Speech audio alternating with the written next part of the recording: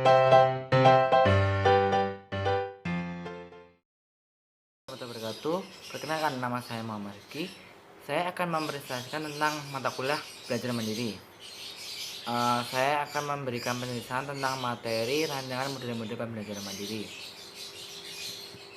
Yang pertama adalah rancangan model pembelajaran mandiri. Yang kedua adalah rancangan pembelajaran mandiri berdasarkan karakternya. Yang ketiga adalah teori belajar yang digunakan. Yang keempat adalah media dan sumber belajar yang digunakan. Yang kelima adalah langkah-langkah yang harus dilakukan siswa. Di sini saya mengambil model SAFI. Nah, model pembelajaran SAFI ini singkatan dari somatik, auditory, visual, dan intelektual. Nah, model SAFI ini merupakan model pembelajaran yang menekankan bahwa belajar haruslah memanfaatkan semua alat indera yang dimiliki oleh peserta didik. Nah, model SAFI ini juga sangat cocok digunakan untuk siswa SMK. Karena model ini merupakan cara agar peserta didik bisa mencari sebuah permasalahan dan mencari pemecahan masalah. Dan model ini juga sangat cocok digunakan pada saat praktek juga, karena dalam praktek peserta didik akan mengamati bagaimana guru memberikan pengarahan pada saat praktek belajar mengajar di sekolah.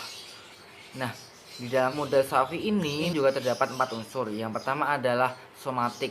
Somatik sendiri adalah belajar dengan bergerak dan berbuat. Yang kedua adalah auditory. Auditory ini adalah belajar dan mendengarkan dan berbicara. Yang ketiga adalah visual. Visual sendiri merupakan belajar dengan mengamati dan menggambarkan. Yang keempat adalah intelektual. Intelektual sendiri itu belajar dengan memecahkan masalah. Materi yang kedua ini adalah rancangan pembelajaran mandiri berdasarkan karakternya. Nah, karakter dari model SAFI ini terdapat dalam sebuah kata SAFI, yang dimana SAFI itu yaitu adalah somatik, auditory, visual, dan intelektual.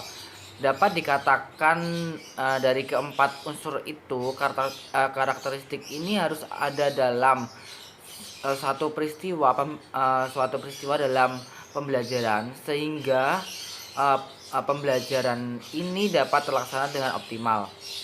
Di dalam pembelajaran model SAFI ini juga terdapat contoh-contohnya. Yang pertama adalah menjalankan pelatihan belajar aktif. Itu seperti simulasi, permainan dalam belajar, alat peraga, dan lain-lainnya. Terus yang kedua adalah mintalah pembelajaran praktek suatu keterampilan atau memperagakan suatu konsep sambil mengucapkan secara terperinci apa yang sedang mereka kerjakan. Terus yang ketiga adalah benda dimensi. Benda dimensi ini seperti alat peraga, media, benda-benda yang ada di dalam sebuah kelas. Terus yang keempat adalah mencari dan menyaring informasi. Di sini saya mengambil teori belajar konstruktivistik, yaitu sebuah teori pendidikan yang mengedepankan peningkatan perkembangan logika dan konseptual belajar. Nah, di dalam teori ini siswa semakin lebih memahami dengan teori-teori ini sebab terjebak langsung dalam pembina pengetahuan baru serta akan dapat mengimplementasikan dalam sebuah kondisi. Bila siswa terjebak di dalam konsep belajar ini dengan cara langsung, karena itu mereka dapat mengingat info-info serta ide yang lebih lama. Terus peserta didik pada siswa SMK ini sangat diharuskan bisa dapat belajar mencari permasalahan-permasalahan, terus membuat pengetahuan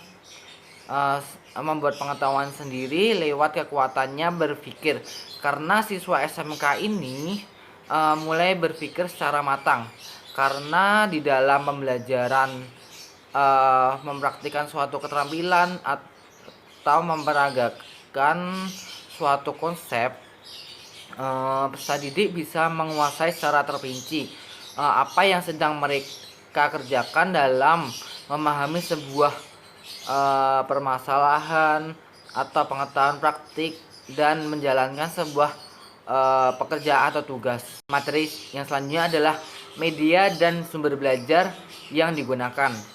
Teori ini adalah media visual dan alat untuk praktek. Yang pertama adalah media visual.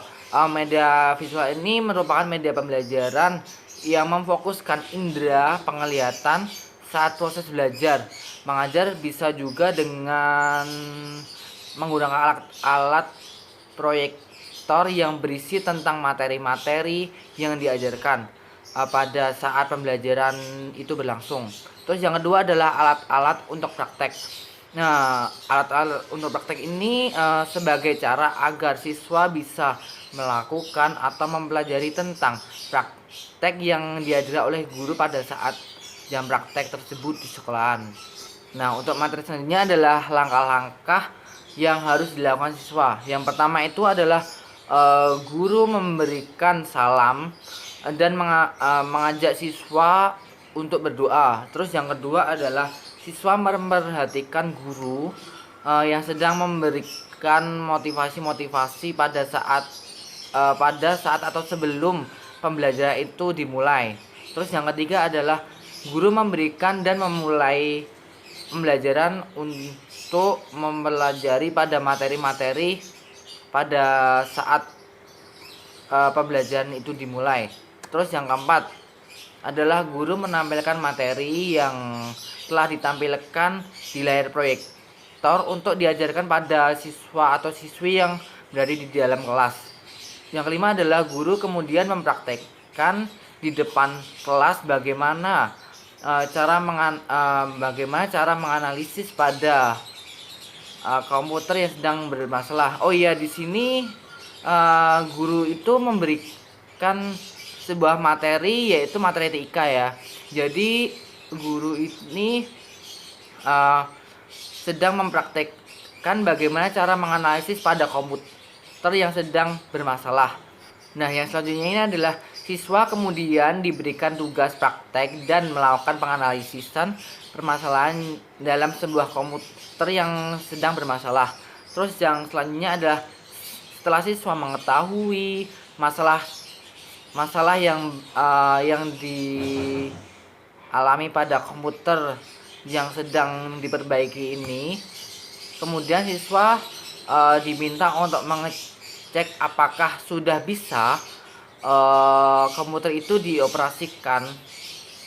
Terus yang terakhir adalah guru memberikan suatu apresiasi kepada siswa karena sudah dan paham dalam praktek pembelajaran menganalisis permasalahan pada komputer yang tidak bisa beroperasi. Terima kasih.